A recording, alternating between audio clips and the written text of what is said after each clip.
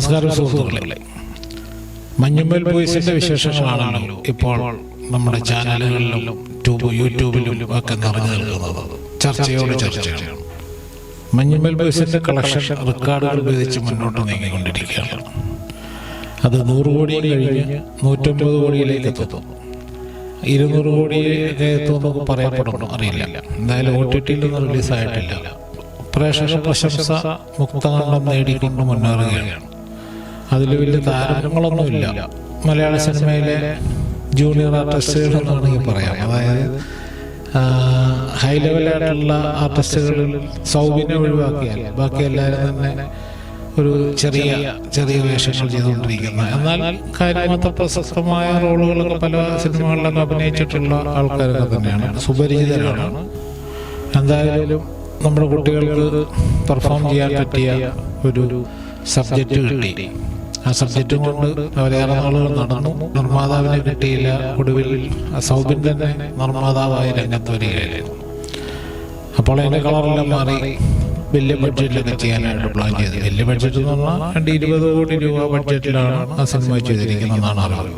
2006 മഞ്ഞുമ്മലിൽ നിന്ന് പോയ ഒരു 11 പേരടങ്ങുന്ന യുവാക്കളുടെ സംഘത്തിന്റെ വിനോദയാത്രയിലെ ആഘോഷം കൊടൈക്കനാലിൽ എത്തിച്ചേരുകയും മനേക്കാലും പളരിയൊക്കെ കണ്ട് വളരെ യാദൃശ്ചികമായിട്ട് ഗുണ കേവിനെ കുറിച്ച് അറിയുകയും അങ്ങനെ കമലഹാസന്റെ സിനിമയിലൂടെ പ്രശസ്തി ആർജിച്ച ഗുണ കേവിൽ ഇറങ്ങുകയും അരുത് എന്ന് പറഞ്ഞ സ്ഥലങ്ങളിലേക്ക്, അല്ലെങ്കിൽ ഗേറ്റിട്ട് മൂടി വെച്ച സ്ഥലങ്ങളിലേക്ക് അതിക്രമിച്ച് കയറി അവരാഘോഷിക്കുന്നതിനിടയിൽ അവരുടെ ഒരു കൂട്ടുകാരനെ നഷ്ടപ്പെടുകയാണ്.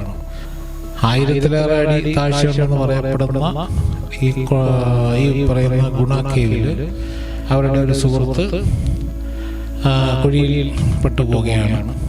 അത്രയധികം ദൂരമൊന്നും പുള്ളി പോയിരുന്നില്ല. 10-60 അടിക്കകത്തൊക്കെ പുള്ളി എവിടെയോ തടഞ്ഞു നിന്നു. അതൊന്നും നമുക്ക് പുറത്ത് വയ്ക്കുന്നവർക്ക് അറിയത്തില്ല അയാൾ എവിടെയാണ് കിടക്കുന്നതെന്ന്. അയാൾ 120 അടിയോളം കയറിട്ടിട്ടും അതിന് റെസ്പോൺസ് ഒന്നും കിട്ടിയില്ല. പിന്നെ ഇവരുടെ തന്നെ സുഹൃത്ത് ഫയർഫോഴ്സുകാർ പോലും ചെയ്യാൻ പറ്റില്ല എന്ന് ഉറപ്പിച്ച സ്ഥലത്ത് ഇവരുടെ കൂടെ പോയൊരു സുഹൃത്ത് തന്നെ ഈ ഫയർഫോഴ്സിന്റെ നിബന്ധനകളൊക്കെ വെച്ചുകൊണ്ട് അവരുടെ ആ ഹെഡ്ലൈറ്റൊക്കെ വെച്ച് സ്വന്തം ജീവൻ പണയപ്പെടുത്തി. അതായത് ഫയർഫോഴ്സുകാർക്ക് ജീവനിലും ഭയമുള്ളതുകൊണ്ടാണ് അവർ ഇറങ്ങാതിരുന്നത്. ആ സ്ഥലത്ത് അവരുടെ കൂടെ വന്ന ഒരാൾ യാതൊരു എക്സ്പീരിയൻസ് ഉള്ള ആളല്ല. അദ്ദേഹത്തിന് ആ സ്നേഹബന്ധത്തിന്റെ ഊഷ്മളത മാത്രം നിലനിർത്തി തിരിച്ചു വീട്ടിൽ ചെല്ലാനാണല്ലോ എന്നുള്ള ആ ഒരൊറ്റ വികാരത്താൽ സർവ്വതും മറന്ന് അയാൾ കുഴിയിലേക്ക് ഇറങ്ങി. ആഴത്തിലൊരു ഗുഹയിൽ ഇറങ്ങി എങ്ങനെയൊക്കെ തപ്പിപ്പിടിച്ച് എങ്ങനെയൊക്കെ വലിഞ്ഞു കയറി വരുന്ന ആ ഒരു രംഗങ്ങളും അല്ലെങ്കിൽ ആ ഒരു സിറ്റുവേഷൻസാണ് ഈ സിനിമയുടെ കഥ പറയുന്നത്. ഈ ഒരു കഥ 2006 സംഭവിച്ചാണ്. പക്ഷെ അതിന് അത്ര വലിയ പബ്ലിസിറ്റി ഒന്നും കൊടുത്തിരുന്നില്ല. കാരണം ഒരു ചെറിയ രീതിയിൽ ഇത് ക്രൈം ആയതുകൊണ്ട് ഇവർ അതിക്രമിച്ച് കയറിയതായോണ്ടായിരിക്കാം. എന്തായാലും രാഷ്ട്രപതിയുടെ അവാർഡൊക്കെ കിട്ടിയതാണ് ഈ രക്ഷപ്പെടുത്തിയ ആളുകൾ. ബട്ട് എന്നാലും അത്ര വലിയ ഒരു ന്യൂസ് വാല്യൂ കിട്ടിയതായിട്ട് അറിവില്ല. എന്ത് തന്നെയാണെങ്കിലും ഇപ്പോൾ ആ സിനിമയിലൂടെ ആ പറയുന്ന 11 പേരെയും വീണ്ടും ഈ സിനിമയുടെ അണിയറ പ്രവർത്തകർ കൊണ്ടുപോയി അവരെ നേരിട്ട് ഇന്റർവ്യൂ ചെയ്ത് ഓരോരുത്തരുടെയും പേഴ്സണലായിട്ട് കഥകളൊക്കെ കേട്ട് അവരെ കഥയാക്കി ഒരു സിനിമയാക്കുകയാണ് ചെയ്തത്.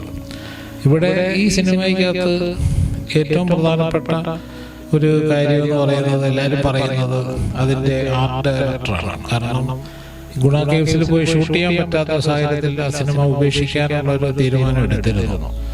അപ്പോൾ ആർട്ട് ഡയറക്ടർ റിസ്ക് എടുത്തുകൊണ്ട് ഒരു പെരുമ്പാവൂരിൽ 5 നില ഗോഡൌണിൽ 4 കോടി രൂപ മുടക്കി ഒരു സെറ്റ് ഇട്ടു ഗുണയ്ക്ക് വേണ്ടിയിട്ട്, ഗുണ കേവ്സിന് വേണ്ടിയിട്ട്.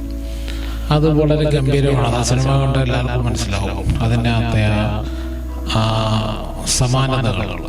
കൃത്യമായ അളവൊക്കെ എടുത്തുകൊണ്ട് തന്നെയാണ് ആ ഗുഹ നിർമ്മിച്ചതെന്നും അതിനകത്തെ ഓരോ ഡീറ്റെയിലിങ്ങും ചെയ്തിരിക്കുന്നതും വളരെ അത്ഭുതകരമായ ഒരു കാഴ്ച തന്നെയാണ് സിനിമയിൽ. അത് ഈ സിനിമയുടെ വളരെ പ്രധാനപ്പെട്ട ഒരു സവിശേഷതയായി പ്രേക്ഷകരും സിനിമാക്കാരും എല്ലാവരും പറയുന്നുണ്ടെങ്കിലും എനിക്ക് ആ സിനിമയുടെ സ്ക്രിപ്റ്റിനെയാണ് ഏറ്റവും കൂടുതൽ വില കൽപ്പിക്കാനായിട്ട് തോന്നുന്നത്. ചിദംബരം എന്ന ഡയറക്ടർ തന്നെയാണ് ഇതിൻ്റെ സ്ക്രിപ്റ്റ് ചെയ്തിരിക്കുന്നത്. ഈ സ്ക്രിപ്റ്റിന്റെ പ്രത്യേകത എന്ന് വെച്ചാൽ ഇതിന്റെ കഥ എന്ന് പറഞ്ഞു കഴിഞ്ഞാൽ 11 പേര് ടൂർ പോയി, ഒരാൾ ഗുഹയിൽ അകപ്പെടുന്നു, അത് അവരെല്ലാവരും രക്ഷിക്കുന്നു എന്ന് പറയുമ്പോൾ ആ കഥ തീരുന്നില്ല.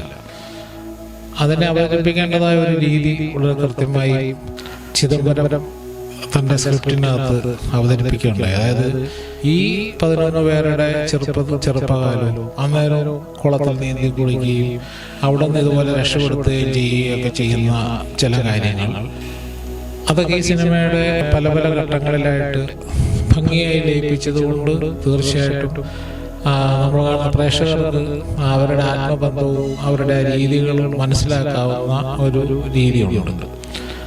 അതുകൂടാതെ തന്നെ ഇതിനകത്ത് ഗുണാക്കേവ് എന്നുള്ളൊരൊറ്റ വാക്കുകൊണ്ട് ഗുണ സിനിമയായിട്ട് കണക്ട് ചെയ്യാനായിട്ട് കാണിച്ച ആ ഒരു ചിന്ത, അതൊരു പക്ഷേ ഈ സിനിമയെ വളരെയധികം വലിയ ഹൈറ്റ്സിൽ എത്തിച്ചിരിക്കുകയാണ്. ഇപ്പോൾ പ്രത്യേകിച്ച് ആ സിനിമ തമിഴ്നാട്ടിൽ റിലീസ് ചെയ്തപ്പോൾ തമിഴ് മക്കൾ അതിനെ വളരെയധികം വാല്യൂയോടുകൂടി ഏറ്റെടുക്കാനുണ്ടായ ഒരു പ്രധാനപ്പെട്ട കാര്യം, നമ്മളുടെ മലയാളികളുടെ ആ സിനിമാ അഭിനയത്തെക്കാൾ ഉപരി അവരുടെ ആ ഗുണായ കമലഹാസന്റെ ഗുണയുടെ അവതരണവും ഒക്കെ ആയിരിക്കും. കാരണം എന്താ വെച്ചാൽ ആ ഗുണം എന്ന് പറഞ്ഞ സിനിമയെ അവർ വളരെ വിദഗ്ധമായിട്ട് അതിനകത്ത് മിക്സ് ചെയ്തിട്ടുണ്ട്. മാത്രവുമല്ല അതിനകത്ത് രക്ഷപ്പെടുത്തുന്ന സീനിൽ കൃത്യമായിട്ടും ബാക്ക്ഗ്രൗണ്ട് മ്യൂസിക്കായിട്ട് ഉപയോഗിച്ചിരിക്കുന്നത് ആ പാട്ട് തന്നെയാണ്. മനതർ ഉണർന്നു കൊള്ളുന്നതിന് കാലതലല്ലി എന്നൊക്കെ പറയുന്ന ആ ഒരു പാട്ടിന്റെ ആ ഒരു ഫീൽ, അന്ന് അവർ കൊടുത്ത ഫീലല്ല ഈ സിനിമയ്ക്കകത്ത് ഇവർ കൂടെ സുശീൽ ശ്യാം കൊടുത്തത്. ആ സാധനം കൊടുത്ത ഗുഹയിൽ നിന്നും എഴുന്നേറ്റ് വരുന്ന ആ മൊമെന്റിൽ കാണിക്കുന്ന ആ ഒരു RRR അല്ലെങ്കിൽ ഈ ഒരു പാട്ട്, ഈ പാട്ടിന്റെ ആ ഒരു പീസ്, അത് കേൾക്കുമ്പോൾ നമ്മൾ ശരിക്കും പറഞ്ഞാൽ കോരിത്തിരിച്ചു.